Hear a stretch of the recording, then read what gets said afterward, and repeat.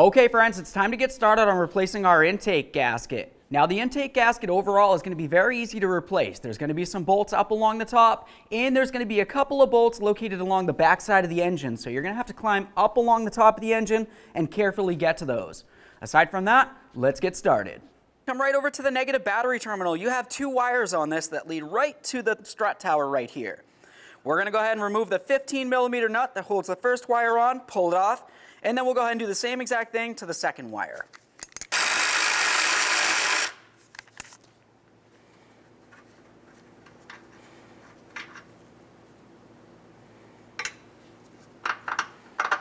Remove that wire, inspect both sides, set it aside.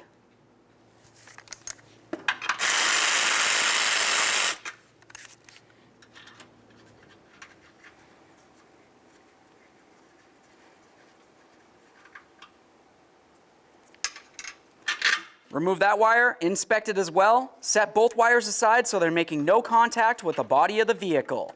Now at this point, let's start over on the driver's side of the engine. We're going to start disconnecting some of the electrical connectors over here. For this one, just go ahead and grab on the center tab where my index finger is, squeeze it, and lift this up and off. Every time you remove any electrical connector, just give it a quick inspection. If you see any funny colors, it's probably corrosion and it would need to be dealt with. This looks fine, so we'll continue on checking all of them as we go. This has a red locking tab. You're just going to slide that so it's in the unlocked position. After that, squeeze the tab, pull it off.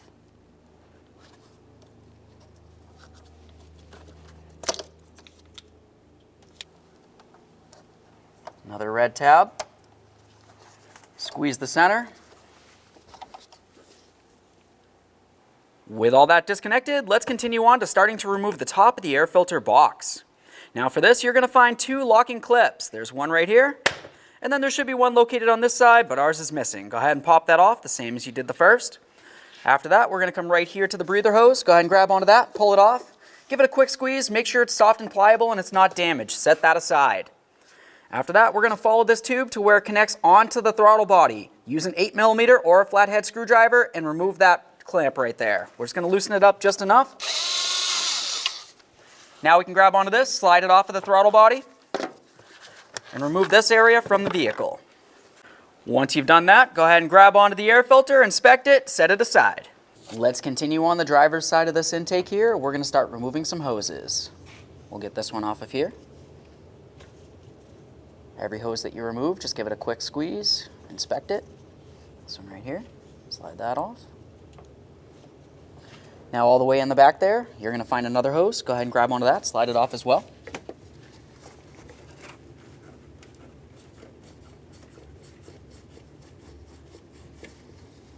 Give that one a squeeze. Okay.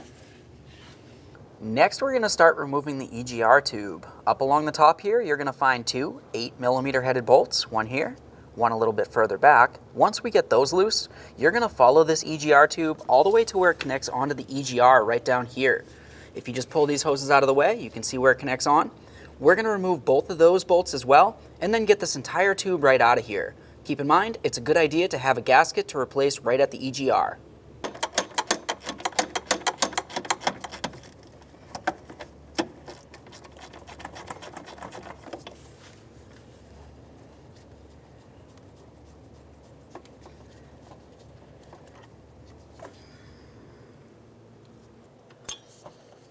There's that one. Now at this point, this can flex around a little bit, but this tube actually goes quite a bit right into the intake here. So like I said, just follow it down there and disconnect that area too. Now we're going to go ahead and follow that tube down to where it connects onto the EGR valve. You can either take out the two bolts that hold the EGR tube to the EGR, which of course you'd want to replace the gasket at the same time. Or if you had an issue trying to get out these bolts, because this one on the back side's a little bit harder to get to, you could also just disconnect the EGR valve electrical connector and then take out the two bolts that hold the entire EGR valve to the engine. Whichever way you want to do it, I'm going to go ahead and disconnect the EGR valve and remove it from the engine. To do that, I'm just going to come right inside here, up along the top. I can grab with my thumb, squeeze the tab, and pull it off.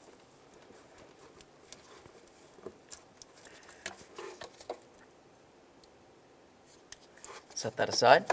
Now we're going to find the two bolts that hold the EGR to the engine. Let's use a 10mm to start removing these.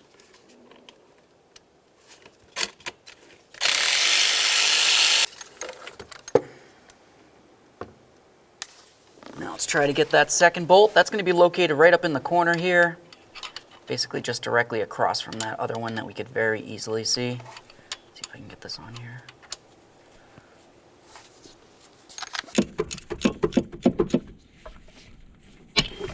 Grab that bolt out of there.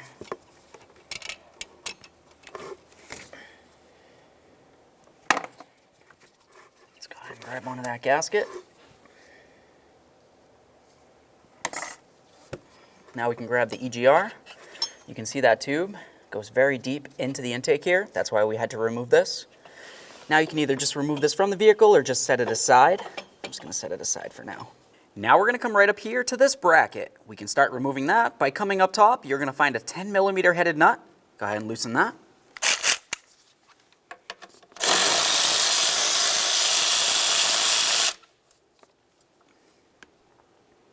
Follow that bracket down to its next connection point. We'll use a 13mm.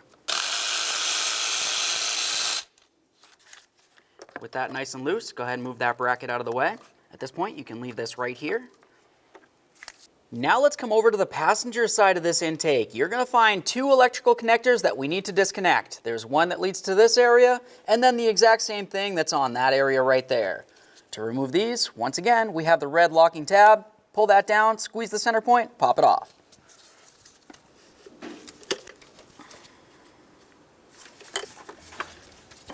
All right, that one's off of there. Those look good. Okay, so now what we need to do is get right behind this intake area here. Looking at the back, you're going to be able to find where the heater core hoses come through the body of the vehicle, and then they're supposed to lead towards the engine. When you find the area where the heater core hoses are, just go ahead and reach your hand right along the back side of the engine, and you should be able to find a 13mm headed bolt. Essentially, that bolt is going to hold a bracket to the back side of the intake, so we need to remove that. And then do the exact same thing for the passenger side. There's another bolt over there. To access this one, I'm going to come right in through the side. I'll find my bolt.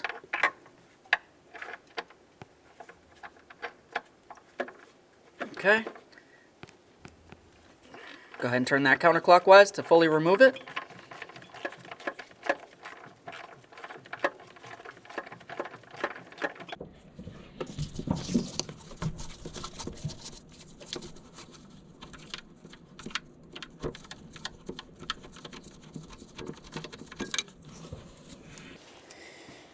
There's that one.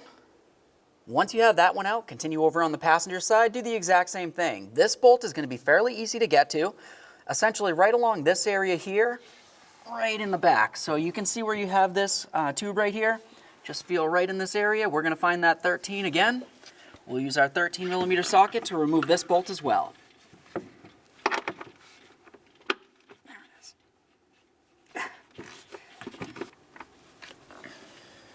This thing's pretty much ready to come off, but we just need to remove the 7 10mm headed bolts that hold it down. Now when I do this, I'm going to start from one side and make my way all the way to the other.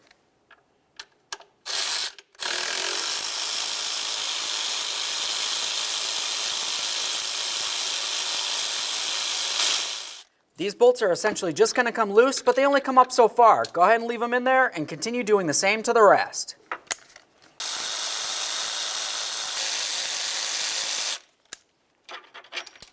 Now let's carefully grab onto this. We're going to lift it up and away from the vehicle. Just keep in mind, if there's any dirt or debris in this area, it might potentially fall into the engine, so just be very careful.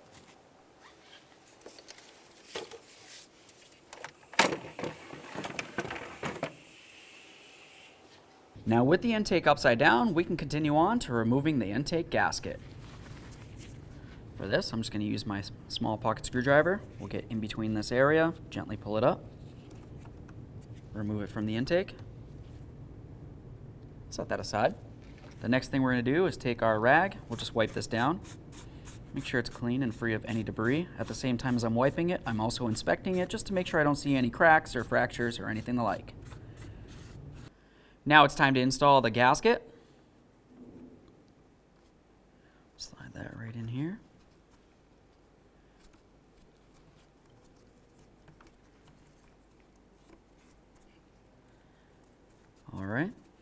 So now at this point, you just want to make sure everything lines up. You can tell that there's a couple little tabs that need to line up with their corresponding holes on either side of the intake.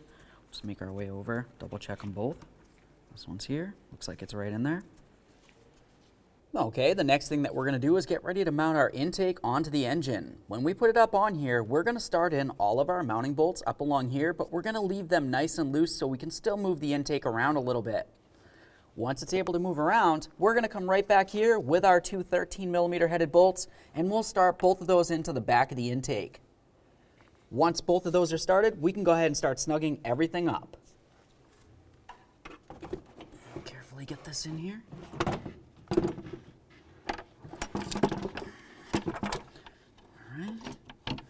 We're going to lower this down. As we lower it down, you always want to be paying attention just to make sure you don't see any of that gasket fall out of the intake and potentially make its way out of position. Let's go ahead and slide it down. Now before I go ahead and put in any of my mounting bolts completely, of course we're going to pay attention, like I said, for any of that gasket. I'm just going to take a quick peek all the way around, everywhere I can see. Also, you just want to double check to make sure none of your wiring is stuck underneath there. Double check both sides. Now we can start starting in our bolts.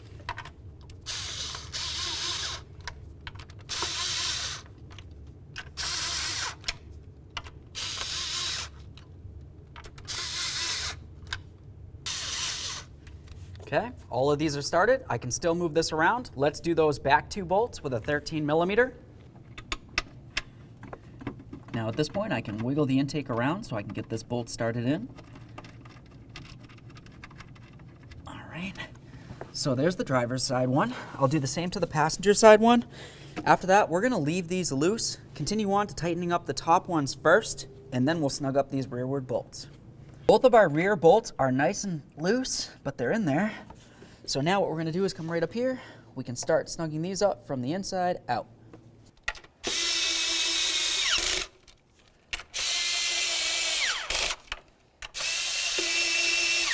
Now let's torque each of these to 220 inch-pounds.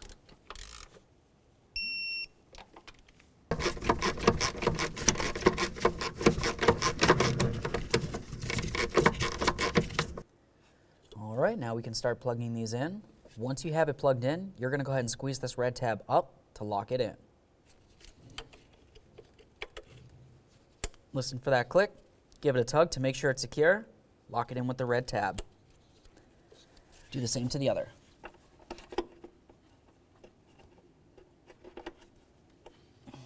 Click, give it a tug, lock it in, double check. All right, so now over on the driver's side of the engine, let's continue on to this rear breather hose here. Slide it right on. Make sure it's completely bottomed out up against this area. Now we can grab onto our EGR tube. We're going to slide it into the intake here, get our EGR in position, and tighten it up to the engine. Get this slid in there. We can take this. I'm going to grab my two bolts. We'll start those in there. Now at this point, we're going to leave these loose. We'll grab onto that EGR, put it in place. All right, now it's going to be time to start dealing with the EGR valve itself. Let's take that gasket. We're going to slide it in and behind the EGR valve, and then we're going to take both of our bolts, slide them through the EGR valve, and then through the holes that are in the gasket, essentially to hold the gasket in place. Put it up against the engine, start them into the engine, then snug them up. Please.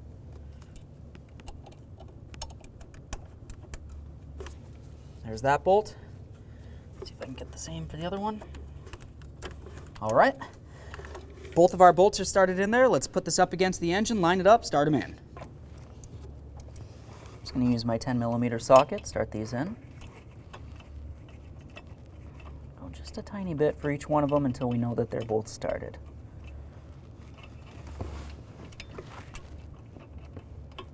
Okay, they're both started. I'll go ahead and bottom these out.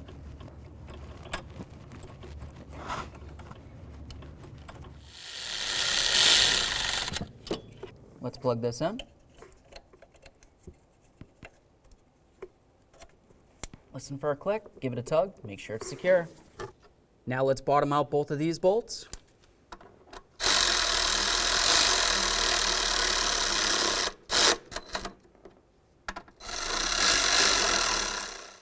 Let's torque each of these bolts to 45 inch-pounds.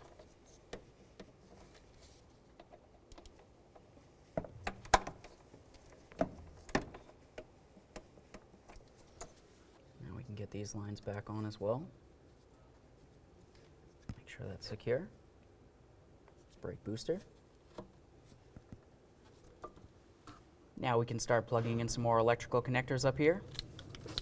Bring this one right over, slide it in. Listen for that click, give it a tug, make sure it's secure, lock it in. Do this one right here. Line it up, press it in, listen for that click, give it a tug, lock it. Now let's secure this bracket.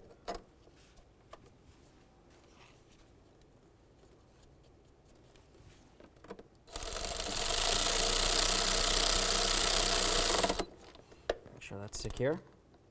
Tighten the bottom bolt.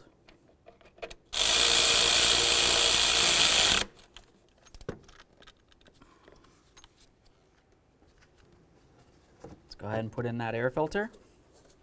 Now we can take our upper clamshell box for this, slide it on there. We're going to come right up here to where this connects onto the throttle body. Slide it on as far as it can go. Come right up top, tighten up that 8mm clamp. You can also use a flathead screwdriver. Make sure that's nice and tight. You don't want any dirty or unmetered air making its way inside. Make sure that this area is pressed in down along the back. Then make your way up towards the front. We're going to lock this in. There's one. There should be another one right here. Ours is missing, but go ahead and lock that in the same way. After that, we're going to go ahead and take our breather hose here. Slide that on. Let's get the air temp sensor reconnected. Okay, we're cruising along. The next thing that we're going to do is reconnect our negative battery terminal to the body. Let's take our single wire, make sure that the terminal end is free and clear of any corrosion or debris that might be on either side. Slide it right up against there. Now we're going to take our mounting nuts. I'm going to take the smaller of the two nuts. We'll start this on here, bottom it out.